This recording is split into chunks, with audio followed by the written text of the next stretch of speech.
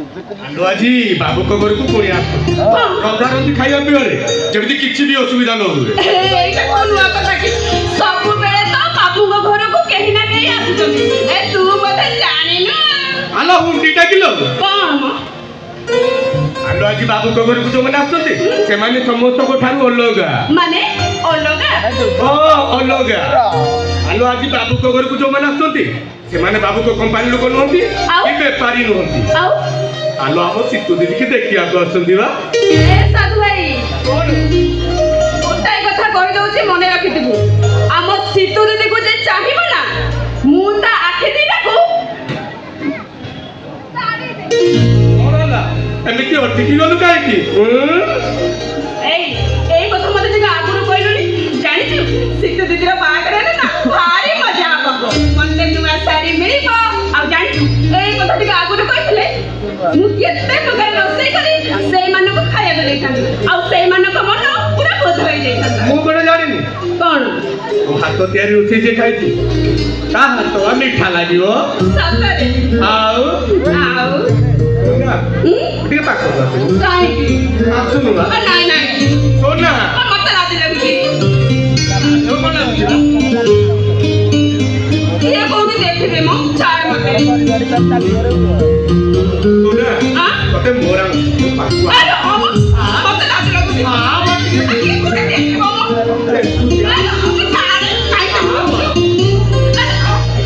ଆଜ୍ଞା ନମସ୍କାର।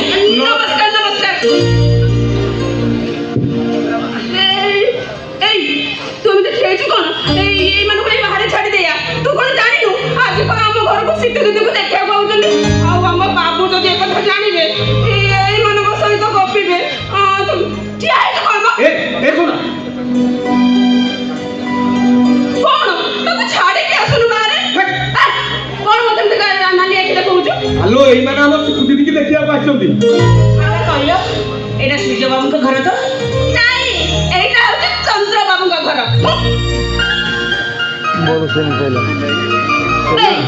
ଛାଡିକି ଆସିଲୁ ବାହାରେ। ମତେ ଚାହିଁଛୁ କଣ ମ? କଣ? ଆରେ ଏଇମାନେ ପୁରା ଆସିଛନ୍ତି। ଆଜ୍ଞା ମୋର ଭୁଲ ହେଇଗଲା। ନାଇଁ ମୁଁ ଆପଣଙ୍କୁ ଜାଣିପାରିନି ତ। ନାଇଁ କଥା କଣ କି ଆଗରୁ ତ ଆମକୁ କେବେ ଦେଖିନାହାନ୍ତି ଆଉ ଜାଣିଥାନ୍ତେ କେମିତି? ଆପଣ ଠିକ କହୁଛନ୍ତି। ହେଲେ ଆମ ବାବୁ ଯଦି ଜାଣିବେ ନା ମୋ ଚାକିରିଟା ଚାଲିଯିବ। ହଁ ଆମେ କିଛି ହେଲେ ବି କହିବୁ।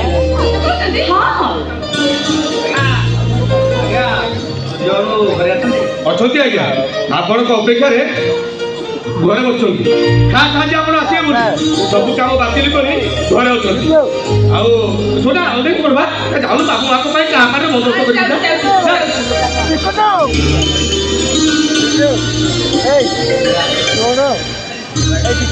ଆଜ୍ଞା ଆସନ୍ତୁ ବସନ୍ତୁ ଆଜ୍ଞା ବସନ୍ତୁ। ଆପଣ ଯାଆନ୍ତୁ ଡାକି ଦିଅନ୍ତୁ।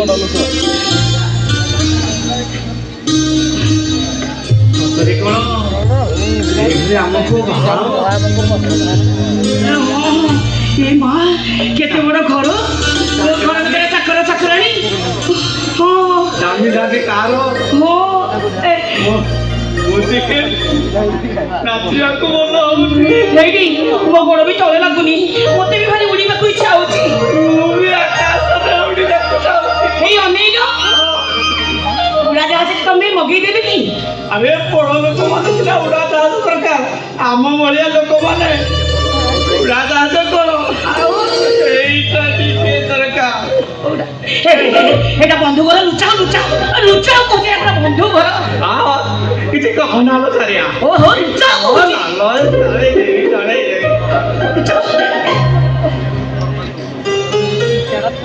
କଣ ହେଲା? ସେ ମଦ ପିଇ ମରିଗଲା। ସେଟା ମରିଗଲାନି ଯେ ଏ ପୃଥିବୀରୁ ଗୋଟେ ଅଳିଆ ହଟିଗଲା। ଯେଉଁମାନେ ମଦ ପିଅନ୍ତି ସେମାନଙ୍କୁ ମୁଁ ଠାରୁ ବି ଘୃଣା କରେ। একথা তুমি ভালো ভাবে জানিছ। আইন যদি মতো পরমিশন দিয়ন্তা তাহলে সমস্ত মধ্যে একা সাথে গুলি করে মারি দিয়ন্তি। ତମେ ହଁ ଆଜ୍ଞା ସେ କେବେ ବି ହେଲେ ଛୁଅନ୍ତିନି କେବେ ଛୁଅନ୍ତିନି ସେ ପଚାରୁଛି ପରା ତମେ କିଏ? ମୁଁ ଆଜ୍ଞା ଶିବା ପଣ୍ଡା ଏ ମୋ ସ୍ତ୍ରୀ ସାରିଆ ଆମେ ସମ୍ପଦର ନନା ବୋଉ। ଆଜ୍ଞା ଆରେ ଆରେ ଆରେ ଆରେ ଆପଣ ତାହେଲେ ସମ୍ପଦର ନନା ବୋଉ। ଆରେ ଛିଡାଲେ କାହିଁକି? ଆରେ ଆସନ୍ତୁ ଆସନ୍ତୁ ଆସନ୍ତୁ ଆସନ୍ତୁ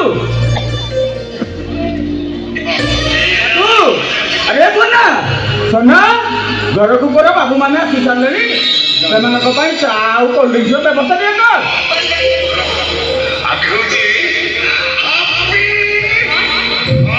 ଓହୋ ଏ ପିଲାଟି କଣ ପାରି ହବୁନି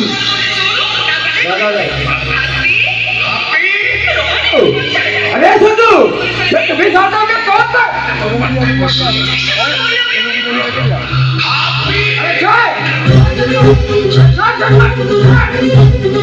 ଦାଦା ମତେ ରିମାଣ୍ଡ ଦିଅ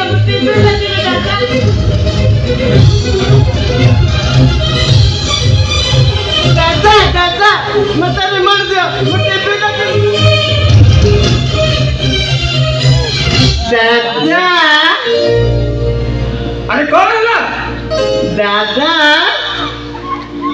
ଆରେ ମୁଁ ପଚାରୁଛି ପରା କଣ ହେଲା ଦଇତାରି ପଣ୍ଡା ଦହିଦାରି ପଣ୍ଡା ସେ ପୁଣି କିଏ ସମସ୍ତେ କହନ୍ତି ସେ କୁଆଡ଼େ ଯାତ୍ରା ଟାଇଗର ଆରେ ସନ୍ତୁ ତୁ କଣ କହୁଛୁ ମୁଁ ତା କଥା କିଛି ବୁଝିପାରୁନି ଯାତ୍ରା ଟାଇଗର ମୁଁ ଏସବୁ କିଛି ବୁଝିପାରୁନି ସନ୍ତୁ ଦାଦା ଦାଦା ଇଏ ନା ଏବେ ଟିଭିରେ ଡାଇଲଗ ଦଉଥିଲେ ହଁ କହିଓ ଆପଣ ବା ଶିବା ପଣ୍ଡା ଆଉ ମୋ ପୁତୁରା ଆପଣଙ୍କୁ ଦେଖି ଏମିତି ଦୈତାରୀ ପଣ୍ଡା କହୁଛି ଆପଣ ପୁରା ଠିକ କହୁଛନ୍ତି ଆଜ୍ଞା ଏବେ ଯିଏ ଡାଇଲଗ କହୁଥିଲେ ନା ସେ କୋଣାର୍କ ଭିଲିଆନ ଆଚ୍ଛା। ଦଇତାରି ପଣ୍ଡା ସେ ଆମ ଭାଇ କୁଟୁମ୍ବ ତାଙ୍କ ଚେହେରା ମୋ ଚେହେରା ସହିତ ମିଶି ଯାଉଛି ତ ସେଇଥିପାଇଁ ତମ ପୁତୁରା ମତେ ଦଇତାରି ପଣ୍ଡା ବୋଲି କହିଲେ। ହଁ ଖାଲି କଣ ଆପଣଙ୍କ ପୁତୁରା ତାଙ୍କୁ ଯିଏ ଦେଖନ୍ତି ସିଏ କୁହନ୍ତି ଦୈତାରୀ ପଣ୍ଡା ବୋଲି ଆଉ ସେ ଯୋଉଦିନ ମତେ ଦେଖିବା ପାଇଁ ଯାଇଥିଲେ ମୁଁ ମୋ ପ୍ରଥମ ଦେଖିଲି ତାଙ୍କୁ ଭାବି ନେଇଥିଲି ଦୈତାରୀ ପଣ୍ଡା ବୋଲି। ଆଚ୍ଛା ଆଚ୍ଛା ସବୁଠାରୁ ବଡ କଥା ଆଜ୍ଞା ହେଲା ମୁଁ ଡ୍ରାମାରେ ପାର୍ଟ କରେ ଆଉ ଭିଲିଆନ ଡାଇଲଗ କରେ।